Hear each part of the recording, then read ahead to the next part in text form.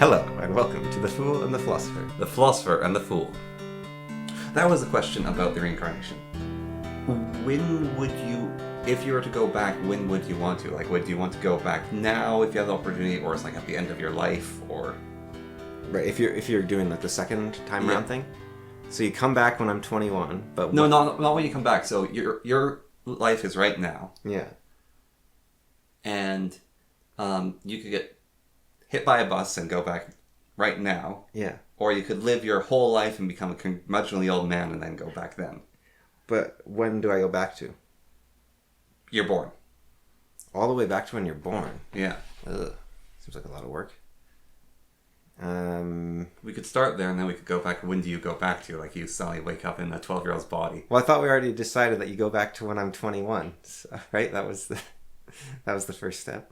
No, that's when I tell you is when you're 21. Oh. When did you go back to then? My thought was just a reincarnation, so it's like when you're born. On the like it's the Dharma wheel spinning again. So you're born and you have all this knowledge and stuff. Yeah. Oh, that sounds horrible.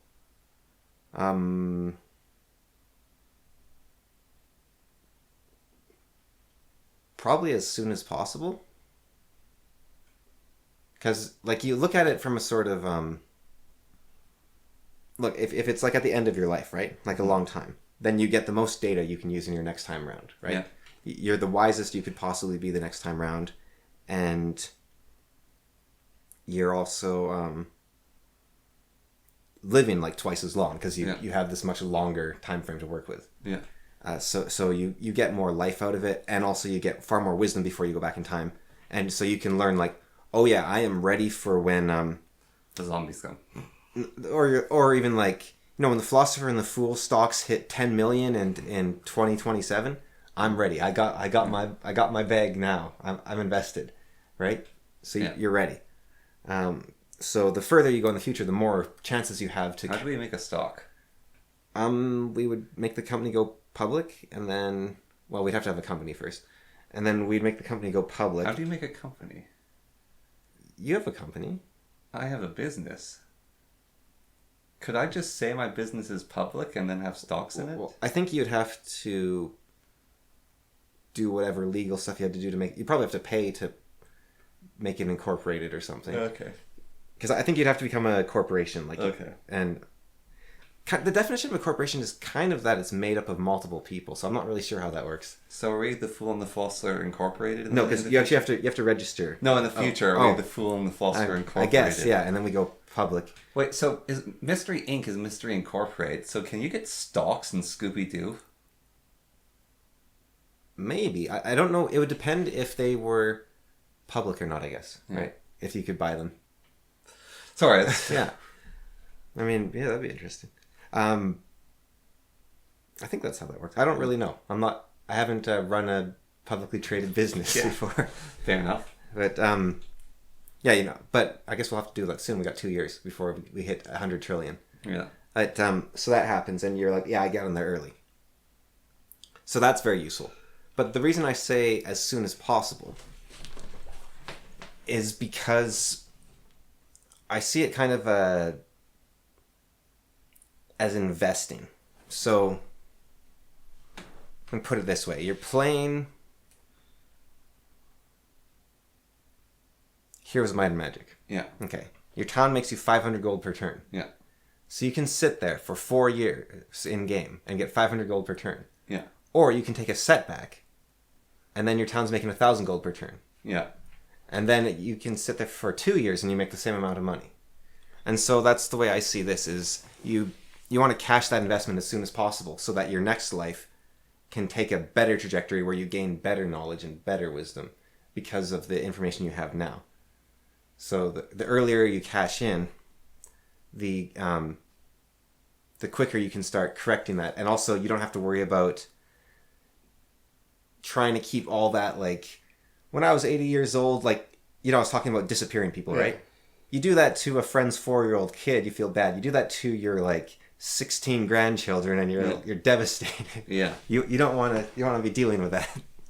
So you get that out of the way as soon as possible, I think. Maybe. Although I guess it depends. Like you said, that universe already happened potentially. Yeah. So you're not getting rid of them. It's just you're moving on. You're a different bead on the cosmic spiderweb. Yeah. or you've pulled the whole spider web into a different bead. Yeah. Sort of thing. Yeah, because each one is a reflection of everything else. Yeah. So it could be something like that. So yeah, I think as soon as possible, and also then you don't have to be dreading for the next like however many, you said 80, so for the next like 50 years I don't have to be sitting there dreading like being a baby again, like it's gonna be annoying.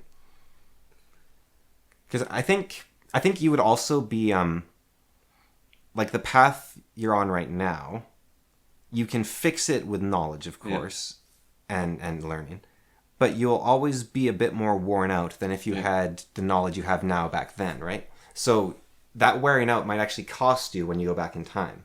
Mm-hmm. I mean, hopefully it wouldn't, and that you would actually gain so much that you'd be at the point where you didn't. But and how many wheel spins would you be willing to go through?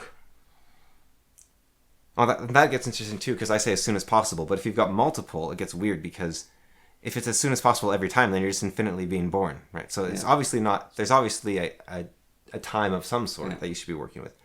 Well, if we follow the basic multiple reincarnation plot line, it's like they die pretty fast soon on, and then it gets further and further each time. So wait. So it's like now is 30 years, but then the next time I die at 5, and then 10, and then 50, like that, or you mean, or? Yeah. And why do I have to die to be reincarnated? Well, you don't have to. Okay.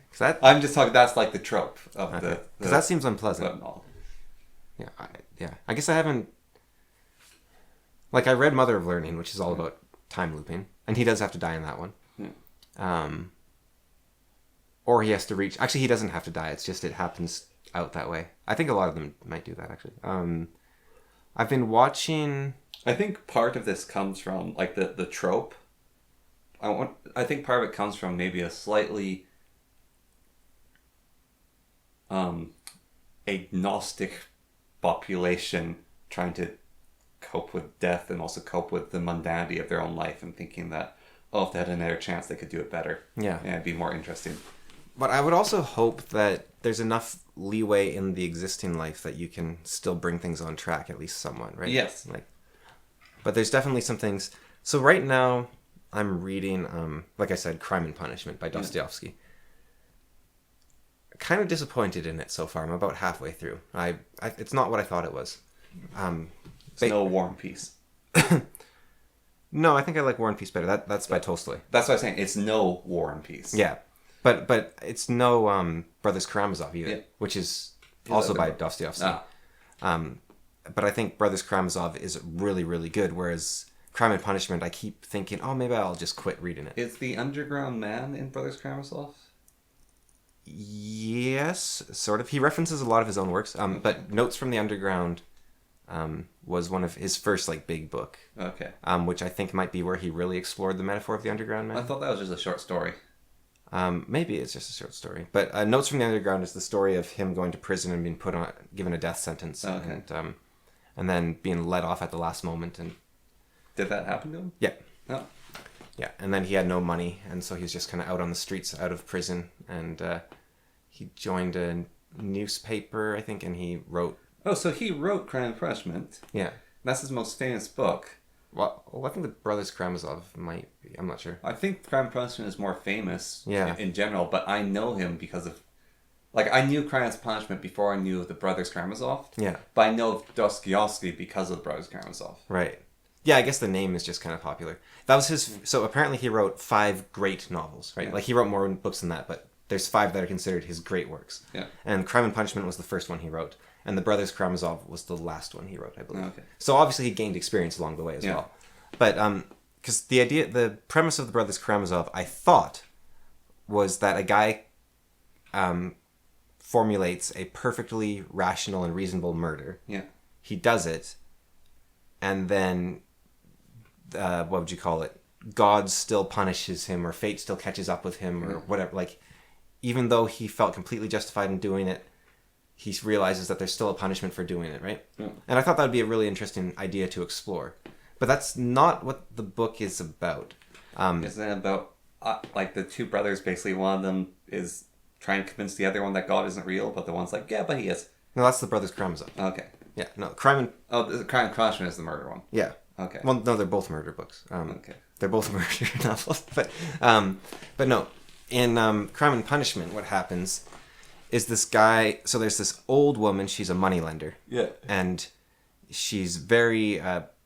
She's a miser. She's very curmudgeonly. She has tons of money. She doesn't share it with anyone. Yeah. She doesn't like anyone. She beats her own sister all the time. And so this student who ran out of money, and he's just living on the good graces in a closet, was what they called them in Russia. So he's renting a closet in a house. Yeah. And which honestly, like, abject poverty back in the 1860s sounds better than poverty now. Obviously, you could be poor, you could be a beggar on the street or something in Petersburg, which would be pretty bad. But his closet, it's 6 paces across. He's got a couch, a table, 3 chairs. I think that's it in his room. And then the housemaid comes in and cleans his room and once a week and brings him all his meals. I watched Cruella de Vil. Sorry, 101 Dalmatians? Yeah. And when it starts, they're a poor couple living in their little London house. It's got 3 stories. They've got a nanny who basically like cleans their house constantly for them, takes care of the dogs. And they're a poor couple. Yeah. And nowadays you have like 3 people sharing a room or something. So it's, I don't know. And Cruella de Vil is the woman's old school friend who's really rich, who's slightly helping them out with money. Yeah. Yeah, so this guy, anyways, he's running out of money. He can't afford to go to school anymore. And he keeps selling his stuff to stay afloat to this pawnbroker, basically. Yeah. This moneylender pawnbroker lady.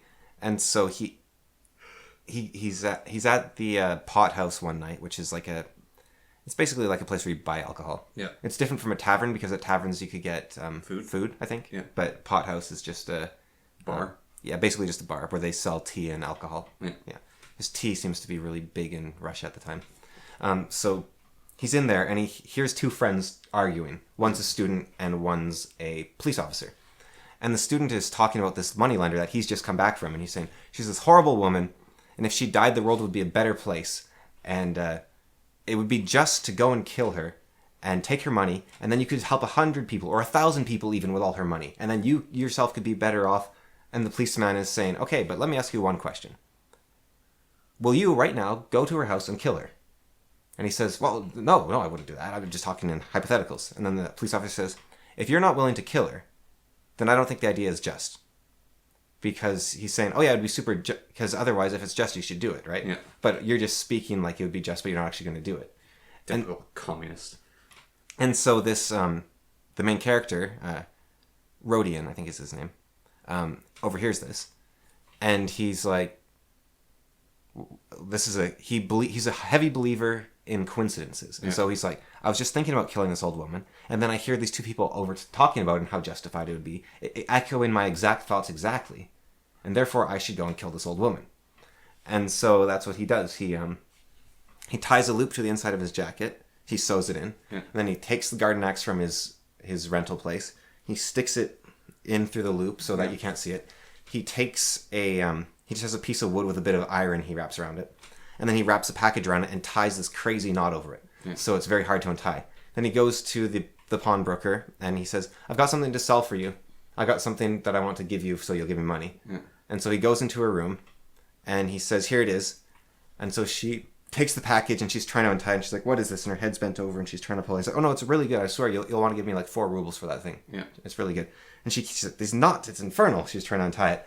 And while she's busy doing that, he takes out the axe and splits her head open. Yeah. Right. Except he hits her with, I think, like the flat of it, and so she doesn't die right away. So he already messes up the kill a little bit. He gets some blood on himself. He panics. He grabs her keys. He runs into her bedroom. He's trying to find her money. Yeah. He can only find a bunch of gold watches and stuff, so he stuffs those into his shirt. And then he hears someone come in and scream, and it's her younger sister, who everyone likes and is a good person. So he runs out and he kills her with the axe. Yeah. And then he realizes he never locked the door, and so he messed up there, and he's got blood all over himself, and he hasn't gotten any money from her really, except for her purse and like a couple of these gold watches and stuff. Yeah. So then he latches the door, but he doesn't have time to lock it, and he hears another person that wants to sell some stuff outside, and like, hey, what's going on there? Can I come in? And so he stays quiet, and then another guy comes up and says, what's going on? I don't know, there's she's not answering the door, but I know she's in because we had a meeting, right? We arranged a meeting ahead of time. It's like, well, maybe she's been murdered. You heard that scream. Well, I'll go get the police. You stand here and make sure the murderer doesn't get away. So the guy runs downstairs. The other guy's waiting there, and he's like, oh, he's taking too long. I'm going to go get the manager. So he runs downstairs, and the main character slips out the door, runs down 2 flights of stairs into a room that's getting painted, so the door's open. So he runs into that room, hides behind the door. The police run up the stairs, then he walks out behind them, gets downstairs. And so already, so basically the lesson is more, you can rationalize and think you have a perfect plan, but in execution, there's so many factors you didn't account for. Which I think is true, and it's an interesting point, but it's not as interesting to me as the idea of like, what if the murder actually was justified? Yeah. And then how do you still contend with that murder? Yeah. And then he spends like the next quarter of the book basically feverish and in terror, and because he becomes like physically sick from the actions he's doing basically. So he basically sleeps the whole time, and he's just having nightmares, and I don't like reading about people being feverish and tired. It's quite boring. So I didn't think that was very interesting. And then his life starts getting way better. Like the man his sister was going to marry for his money, who's a horrible person, is found out. So basically, this guy's the main character's best friend, helps his sister stand up to this guy, and this guy says, "Fine, I'm not going to marry you, this horrible narcissist. I was just going to marry," because he was looking for a poor person he could marry so that she'd be indebted to him forever, basically. Yeah. So creepy old guy, right? Yeah. And it also turns out that the person she used to be a maid for, when she passed away, she said, "I want to give 3,000 rubles," which is like, I was trying to do the equivalent. It's hard. 6 months' rent was about 150 rubles. Yeah. So 3,000 rubles, I'm guessing, is like $90,000-ish, maybe. It's hard to compare one to one, right? But that's what I'm getting. So she actually left her 90,000 rubles, let's say. Yeah. Or sorry, $90,000 or 3,000 rubles. So all her money problems are solved. She doesn't need to marry this man. It's okay if she rejects him. His best friend,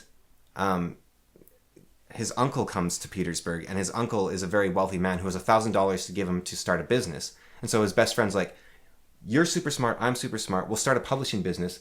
All our fortunes will turn around. We'll start making money. I know 3 languages. You know 2 languages. We can publish all this stuff." This is awful. And he doesn't care, and he can't connect to any of these people because he committed a murder. So he doesn't care that his mom and his sister's problems are all solved. He doesn't care that his best friend has been helping him out, and that his best friend and his sister really hit it off and they started falling in love. So that now the story's getting more interesting with this, but it's also like depressing. So on the thing you're saying, like people get experience in time, like if you're ever to read Ayn Rand, which for one probably don't. Yeah. Well, it's got to be shorter than that Dragon Bone chair. But if you are, don't bother reading anything but Atlas Shrugged. Yeah. Because that's her final book where all her thoughts are put together, and it's the culmination of her work. Maybe maybe some people like The Fountainhead. I don't know. Some people do, apparently. Have you read that one? No. Okay. But where was I going with this? Because we were talking about the time travel knowledge. The multiple times through. Yeah. Right. I think I was getting to... This is one of those situations where you just like... I didn't realize my life was about to get better, and if I had just not committed that murder, then everything would have turned out so well, and everything would be amazing, and instead So I was talking about, you like to think life gets better and you can bring yourself back on track. Yeah. And I don't know where the story is going, but I think it would be interesting if the plot of the story is sort of, how do you come to terms with the wrong you've done when the wrong you've done is irredeemable? Yeah. And bringing that back on track. And it might not be possible, and that's where you want the do-over. But I would like to hope in most people's lives, instead of needing to fantasize about going back in time, they could instead just fix their own lives in place where they were. But sometimes stuff happens, like I have a friend, she was brilliant, she's had amazing memory, top of all her classes, and she was hit by a car. And she now has memory problems and can't think straight most of the time, and she gained a bunch of weight from the injury, and she used to be a super fit, very attractive, and then she gained a bunch of weight and that sort of thing. And that's the sort of thing where it's like, she can probably get herself back on track to some degree, right? Yeah. And hopefully she does over time. She definitely, like, this was many years ago this happened, and she has been over time getting better and better. But that's the sort of thing where you're like, if I could just go back in time and not get hit by the car, right? Yeah. Like, but I think the other thing to consider, how many times in your life right now were you not hit by a car, not hit by a stray bullet, not run over by a horse, not... Yeah. Like, the first thing that might happen when you go back in time is the doctor drops you and your head splits open or something, right? Like,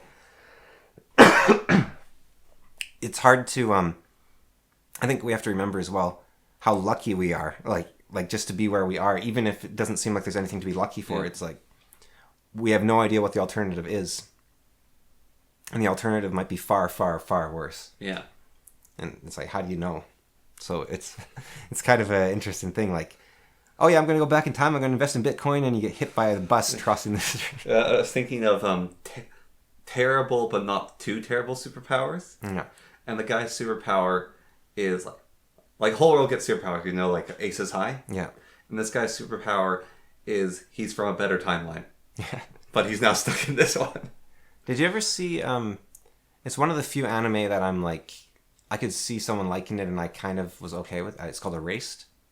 Is that the one with the guy who sees the lines for Buddha from people's heads?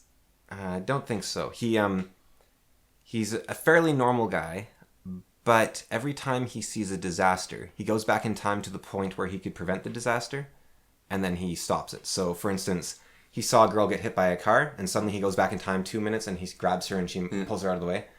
But then the story is, he gets to the point in his life where he's wise enough, and he understands the situation enough, that he can go back in time to when he was 6 years old and prevent a murder of... Yeah, no, I saw that. That's the murderer saw the thread somewhere from his head, and he had to kill them. Okay, so the murderer was... insane. Okay, I see, yeah. Yeah, and that would be a really... Like, his power is basically purely positive, because he can only use it selfishly, because the only way to resolve the timeline is to prevent the tragedy from happening. Yeah, he stopped that little girl from freezing to death. And basically he makes everything better wherever he goes. Yeah. So I think that's a really positive way to do a time loop, where you're just like... Now, on his end, technically he was in a coma for like 20 years or something. Yeah. So it kind of... But he experienced a whole life, so it kind of evens out, and then everything turns... I don't quite understand how that works. Like, everything kind of turns out the same anyways, and... Well, the two people don't die. Yeah. And... But, like, the girls whose life he saves, he ends up, like... You know, they end up getting along, even though, in theory, he never existed for 20 years. No, right? They get along because his best friend, who didn't die, fell in love with her. Yeah. And I mean, like, at the start where it demonstrates his power, he saves that girl's life. Oh, yeah. That, like... Oh, that random girl, the grocery store worker. And then... But then she becomes his, like, lover or something. Yeah, the underage girl. Yeah. That's Japan. Yeah. Well, actually... They address that in the story where he's annoyed that she's underage and she's in love with him. It's kind of weird. So when I was 13, in Canada, the age of consent was 14. Yeah. When I turned 14, it was raised to 16. They took it away from me. That was so close to marrying that grocery store clerk. Yeah. I was so close to marrying someone far, far older than me. That comedian. Yeah. He talked about, here's one of the differences between men and women. Yeah. So, you're in a mall Yeah. with your son. Yeah. And you're talking with this older lady. Like, she's around your age. Yeah. But she's single. She pinches your son's face. Is like, oh, save yourself for me. When you're old enough, we'll get married. Oh, you're going to be right handsome, aren't you? Yeah, I won't date anyone until you're like a proper age. Yeah. That's cute. That's endearing. Yeah. Now change the genders. Yeah. And then it's the old man going, oh, I'm going to wait for you. Yeah. Although, actually, speaking of War and Peace, that actually does happen right at the start of War and Peace, where this girl demands that her older cousin not marry anyone until she's old enough to marry him instead. And so... Sweet home Alabama. So he promises her, fine, I won't marry anyone until you're old enough. And it has the ending where I go now to do the... No, that's Tale of Two Cities. That's Tale of Two Cities, yeah. Okay. And that's Dickens, I believe. Okay. Yeah. Getting all the classics. Getting them mixed up. Or maybe that's Mice and Men, actually, the one you're talking about. Yeah, no, it's Mice and Men. Yeah. But that's also Dickens, I think. Yeah. Possibly. I go now to do the braver thing than I have ever done. No, I go not to do a better thing than has ever been done for me. Something like that, yeah. That's a depressing scenario in some ways. No, Mice and Men is the one where the guy shoots his brother. Oh, yeah, sorry, that's right. So Tale of Two Cities is the one where... it's Tale of Two Cities. Yeah. But... Mice and Men's the one where the guy shoots his brother. Yeah. No, Yeah. I identify a lot with that story, right? Like the older, smaller, smarter brother with the big, dumb... I don't kill mice with my hands. Or people, or animals, or... Yeah. Or rabbits, or... Yeah. Yeah. But, you know, I relate a lot to that. All right, I'm never going to sit on a log and stare doe-eyed off in the distance while you're behind me. And we're going to have a beautiful farm, Connor. We're going to have little rabbits that bounce around everywhere. Just think about it. Is that at the end of the book? Yeah. Okay. Yeah. Yeah, he's like...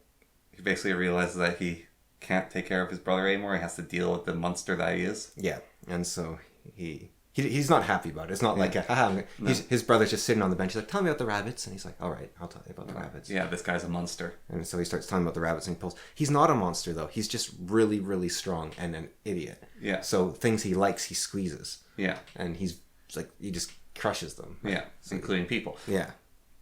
And so he's like, I just need to stop this guy because he's a danger to everyone, basically. Yeah. Yeah. I haven't actually read it, but I just know that rough summary. You know, it's Tales of Two Cities. What is it?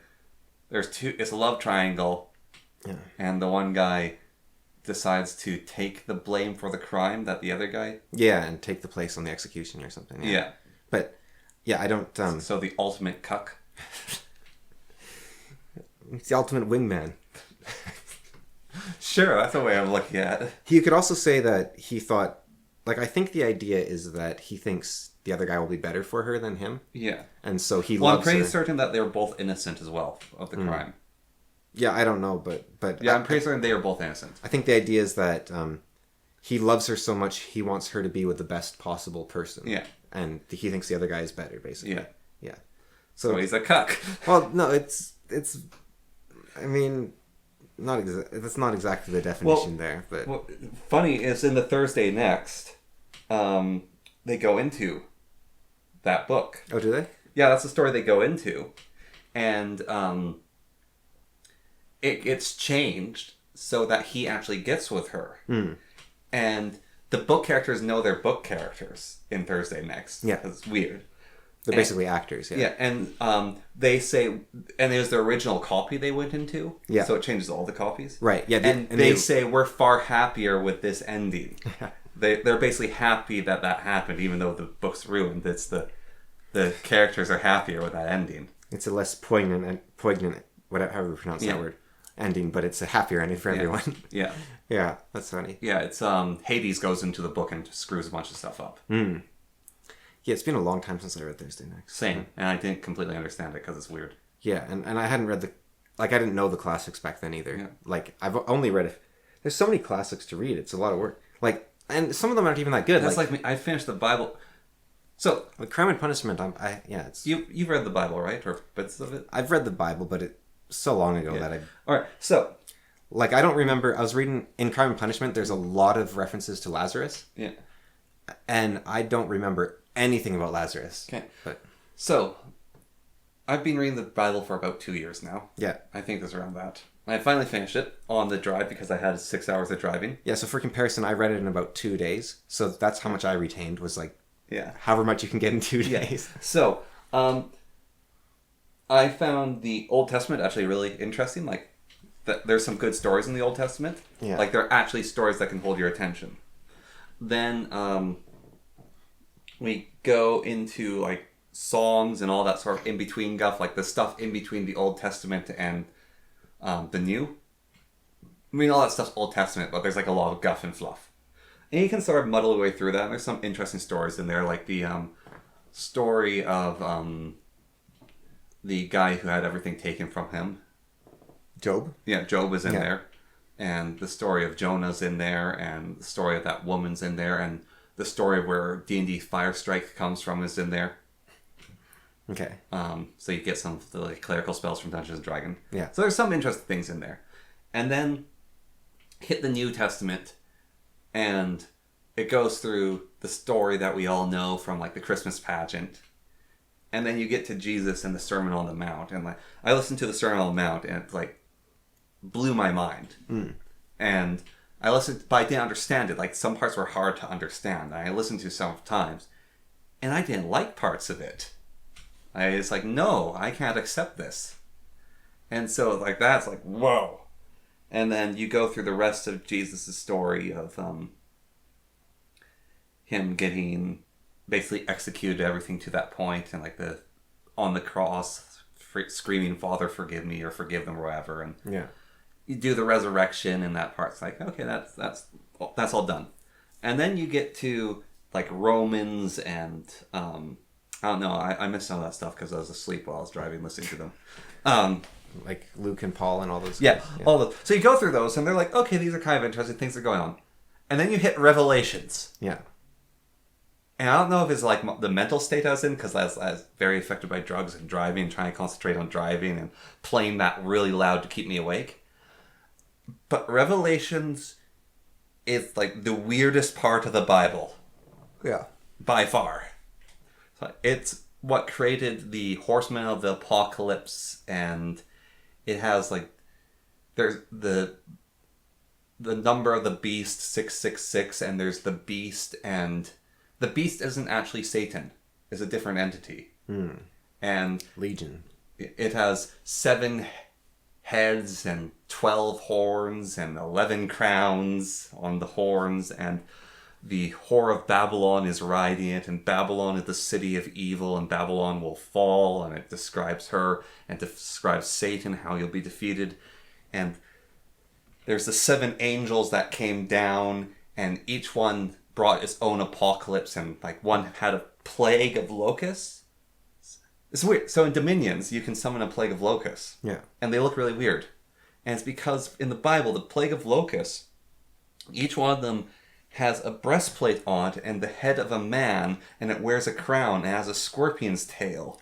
And so that's where those things come from in Dominions, is the description of the plague of locusts from Revelations. Because the makers of Dominions are they're professors in theology. Yeah. And so the locusts are sting people, and their stings will torment them for like 11 months or something.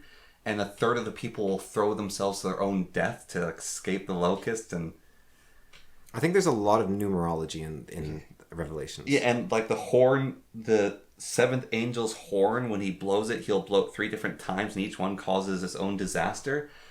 And I was reading it. And Revelations is, it comes from a guy's dream. And you know when someone tells you about your dream, and you're like, this person's telling you about their dream? Yeah. Revelations is written like that. Yeah. It is like a fever dream that this guy explained, that God basically told him about the coming of Christ, and there's not one Antichrist apparently, there's a lot of them. It's a weird... And like I think the coolest part is basically that the whore of Babylon, the Antichrist, the devil, and the beast. Sorry, it's not that. It's the Antichrist, the beast, and the devil are the opposite of the Father, the Son, and the Holy Spirit. They're actually like their opposing force. There is an evil triumvirate that's not really talked about, but it's described in Revelations. And the whore of Babylon isn't a part of that because she's humanity. She's the evil of humanity and the seduction of woman. And it's weird. The Secret Teachings of All Ages, I believe, does a bit of an analysis of Revelations. I don't remember what it does, but... Well, some people like do analysis of Revelations to figure out when it's going to happen or something. Yeah, like doing a bunch of numerological things, like adding up numbers and also figuring out who the name of the beast and all that sort of thing. Mm-hmm. And when it will appear and who the Antichrist is and when the end times are coming. Because there is a lot of... But it was out of left field. It's, you know, like you're reading a book or a story and you get near the end and it's clear the author became bored of it. That's what Revelations feels like in the Bible. Well, it's strange that, when Constantine was making the Bible, that he chose to keep Revelations, isn't it? Like, and I'm not even sure if he did or not. I don't know if that was the King James Bible that eventually brought it in, or if it was Constantine back in the day. But it is weird that they had all these stories they could choose, and they're like, yeah, we'll keep this one. This is the one. We'll keep the fever dream. And I don't know if we still have debates about Like, Romans is fun. Like, I liked Romans, and I liked a lot of the letters. Like, I don't remember the title, but they had some, like, good little stories and points in them. And, like, there's the one guy who, he used to be, like, a Jewish Pharisee, and his job was to prosecute people, get them executed for being heretics. Paul? Like Saul? Yeah, Saul. Yeah, Saul's story is kind of fun. Saul who became Paul. Yeah. Where Saul is... or Paul, I guess, is in court, and he's surrounded by the Jewish court, and there's a group of Pharisees, and there's a different group, and Pharisees believe in the resurrection, they just don't think Jesus was the resurrection or something, and so Paul goes, oh, I don't know about any of these other crimes you guys are accusing me of, but I'm a Pharisee, and you're trying to prosecute me? Hey, other Pharisees, these guys are trying to prosecute me. And so the Pharisees get mad at the other group of Jewish people who don't believe in resurrection. And so basically, to escape getting murdered by both groups, he turns them against each other and they fight. And then he gets rescued by some Romans. And then he spends most of his life basically being in some form of arrest under Roman protection because he's a Roman citizen and they don't let people murder Romans. But he's basically the guy, if I'm getting this right, who spread Christianity. Yes. Like, it wasn't Jesus, and it wasn't Jesus's disciples. It was this guy, Paul. Yeah, no, he really spread it. And he was kind of... He could be considered the true founder of Christianity in some ways, I think, because of everything he did. And he's also interesting because early on in his section, he talks about how women shouldn't speak in church and how they should, just be quiet and subservient to men. And then later on, when he converts and changes his name and becomes a Christian, he actually says women have something of value and should be listened to. So when people talk about Bible contradictions... He talks about... His whole thing is, he talks about women, you should, serve your husband, all this stuff. And then he says, husbands, you should make it so your wife wants to serve you. Don't be a jerk. Treasure her prayer. Raise her above all other things. She is your, backbone. But I think it's interesting when you hear about contradictions in the Bible on either side, like atheists saying, the Bible has contradictions, or fundamentalists saying you have to obey every word of the Bible. The actual biblical characters, like Saul especially, it's like he contradicts himself on purpose. He says, look, this is how I used to think, and I don't think that way anymore. Yeah. And so what are you supposed to do if you're trying to be a fundamentalist, or if you're trying to say, oh, the contradictions ruin the Bible? It's like, no, they're saying... Because how do you be a contradiction in the Bible, right? Because in order for it to be a contradiction, you have to assume that you were given an order in one place and a different order in another place. But the Bible isn't a series of orders. The Bible isn't like a 500-page book of commandments. It's a bunch of stories. So how do you... What are the contradictory values in those stories? How do you... A huge part of Paul's story is he's having to deal with Jewish converts to Christianity, being annoyed that... what are they called? The non-Jewish... people. Gentiles? Yeah, being annoyed that the Gentiles aren't circumcised, and that's not fair. It's like, don't we have to circumcise the Gentiles? And he's saying, no, we're circumcised, and that's fine because we're upholding the traditions of Moses, because we are the people of Moses. The Gentiles aren't. They don't need to do that. All they need to do is accept Christ as their savior. And we're like, but we should make them do it because Christ comes from Moses, and they should follow the laws of Moses. No, we should follow the laws of Moses because that's our culture and tradition. But the Gentiles must follow the laws of Jesus and his commandments. And that's this happens over and over again. That's part of the reason why so many people want to kill him. He's also an apostate, and apostasy was pretty frowned upon. Yeah, but everyone wanted to kill him. Even Christians didn't like him. And I think, Christ as well spent a lot of his time arguing with the Pharisees, right? Yeah. They're saying, but the Bible says this. And he's like, yeah, but it means this. And so saying the Bible's full of contradictions isn't really an argument against Christianity at all. And it's definitely not an argument against Judaism. Jews love arguments. That's, the Torah, not the Torah, what's their other book? They have a book. It's just a collection of arguments of rabbis arguing with each other for hundreds of years. Yes. Which I think is great. But I think, do you think, like, who's the new pope? Paul? Is that his name? Or what did he choose? I don't remember what he chose. Or was it Leo or something? Was it Innocent?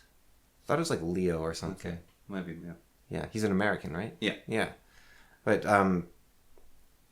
I wonder if he's able to say, I read something. we're adding the Book of Enoch to the Bible. Like, that'd be interesting. I read something which is Catholics aren't Christian. I mean, They have too much ceremony and mysticism. they're fancy pagan group. Yes. Well, it's an interesting religion, whatever it is.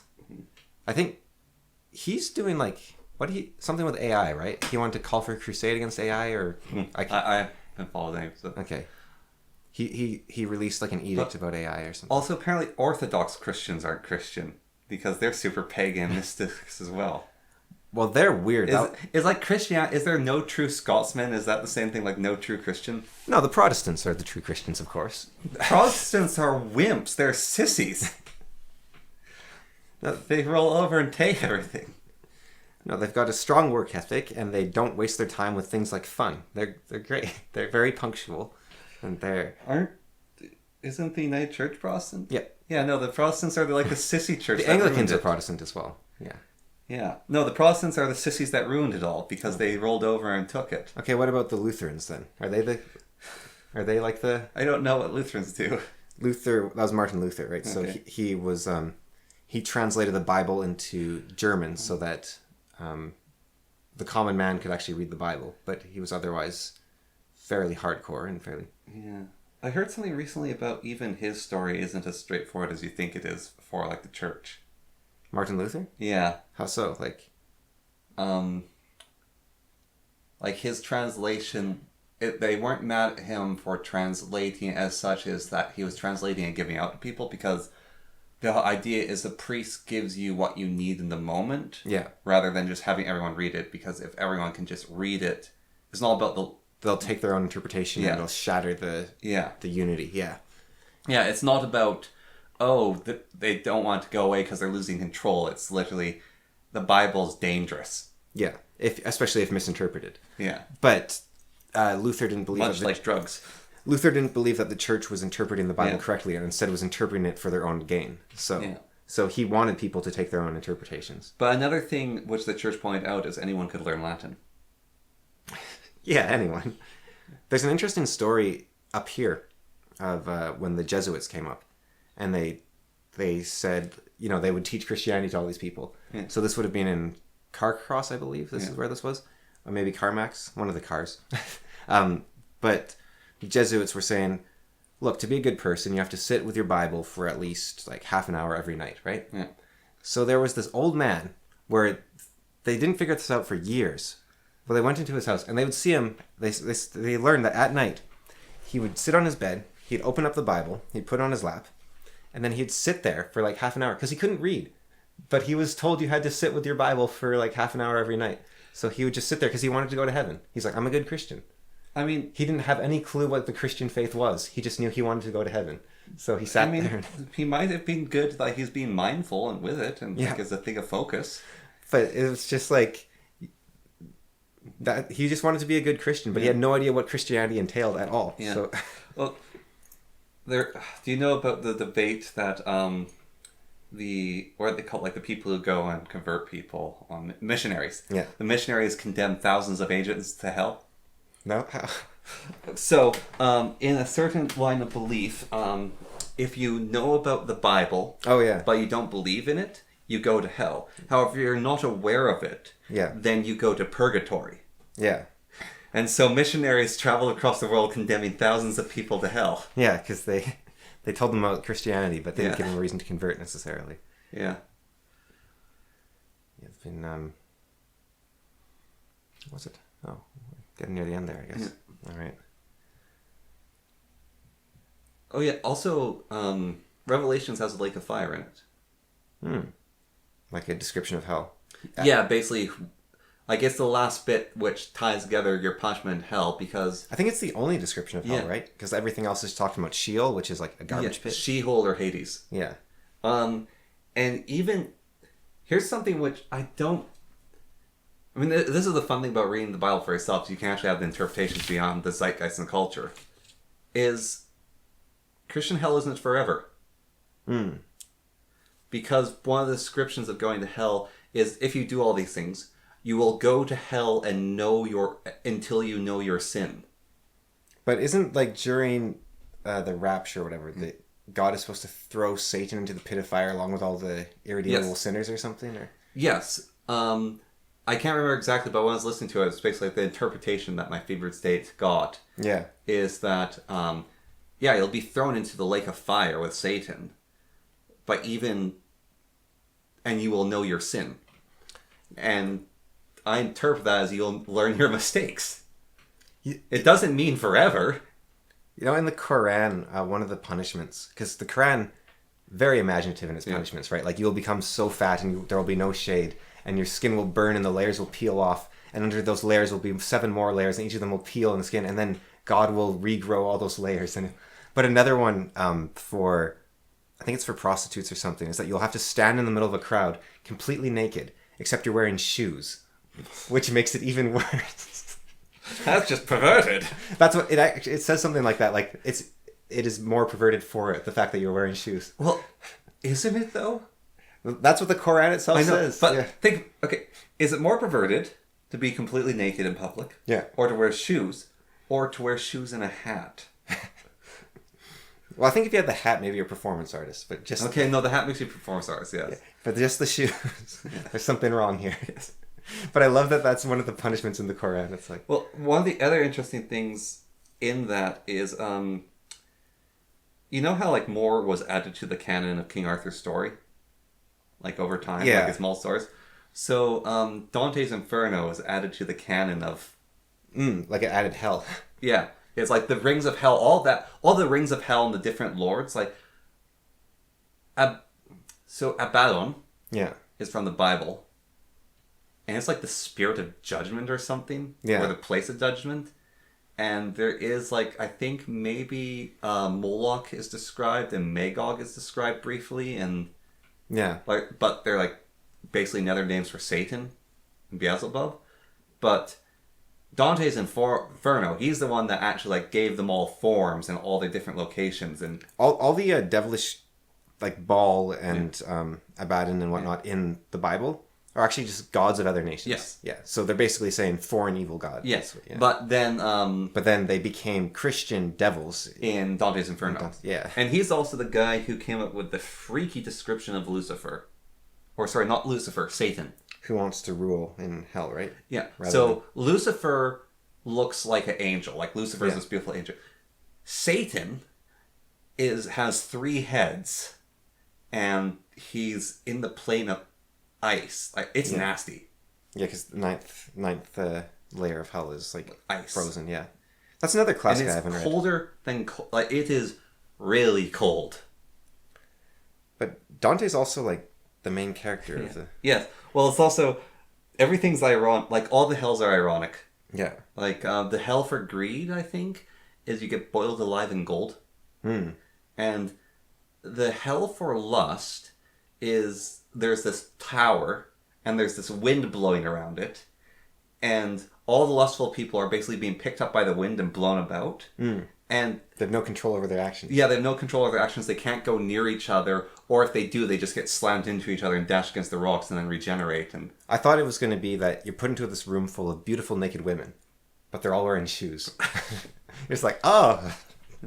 So, no, hell for lust is your game below. The hell for gluttony is quite layered. I think you just keep eating. Or something, but... Yeah, no, but then... Like, they get progressively nastier. Yeah, I haven't read Dante's Inferno. I haven't either. I know about it because I watched the anime, which is based off the video game. Oh.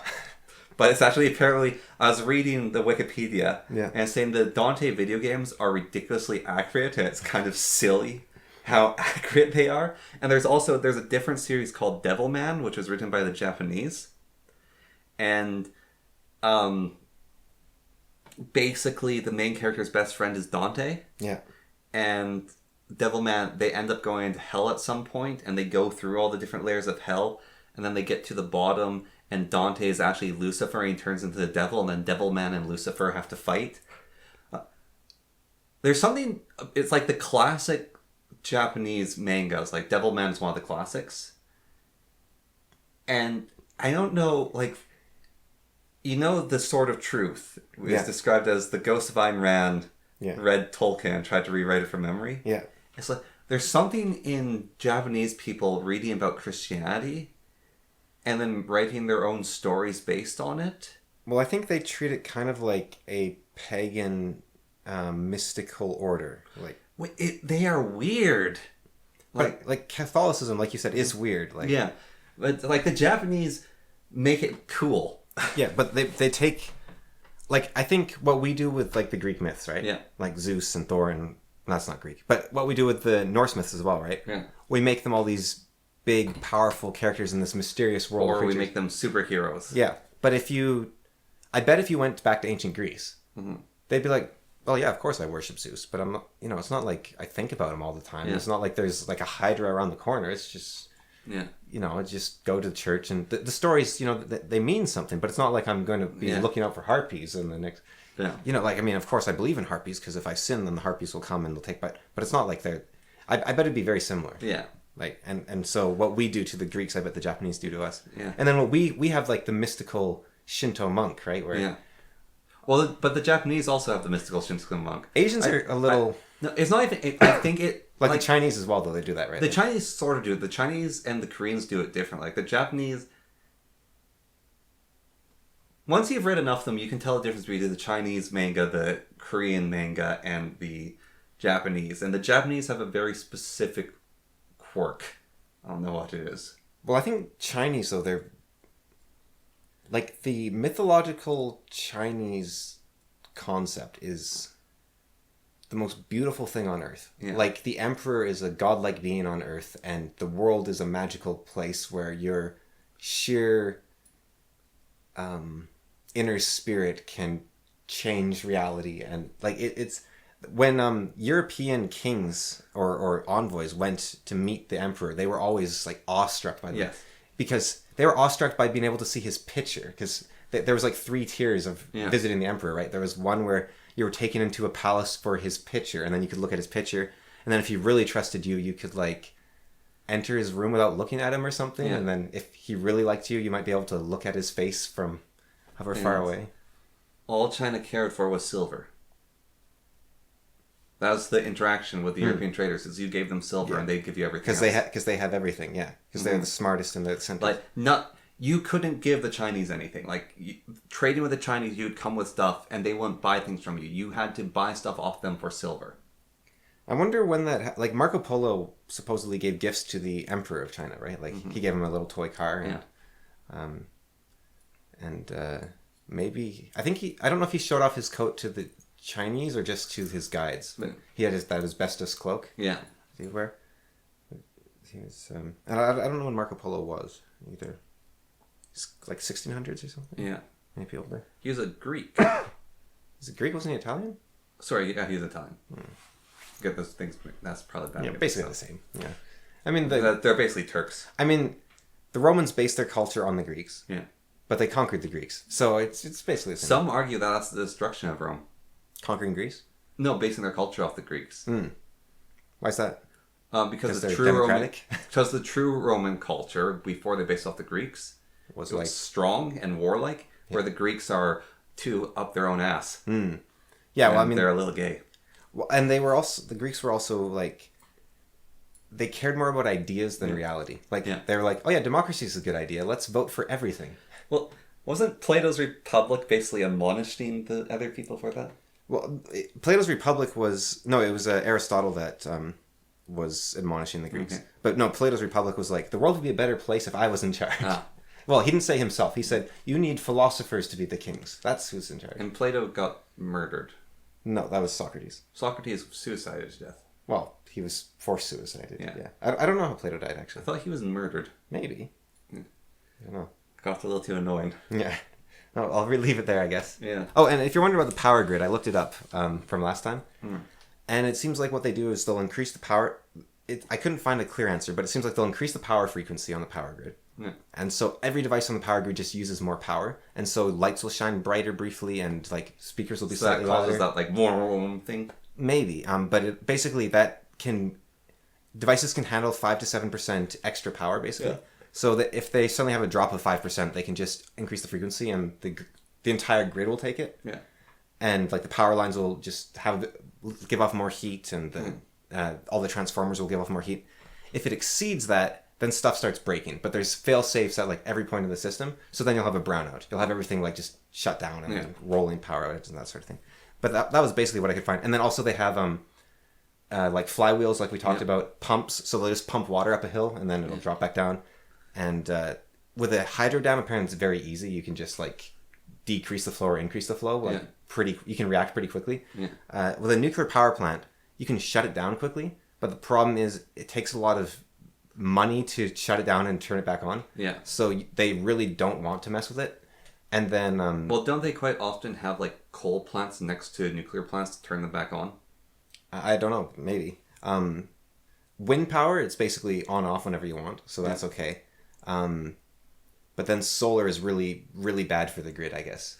Because it's like tons of power and then not tons of power. And you can't do anything about it. So it's like bad for the grid in the sense that it makes it much harder to regulate. Yeah. And but basically the bigger the grid is, the easier it is to prevent what I was talking about from happening because everything averages out. Yeah.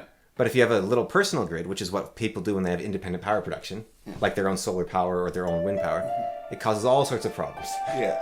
So that was what I found out. But yeah, just in case you were waiting with bated breath. I was on the edge of my seat. Yeah. All right. Take care. Go to the doctor.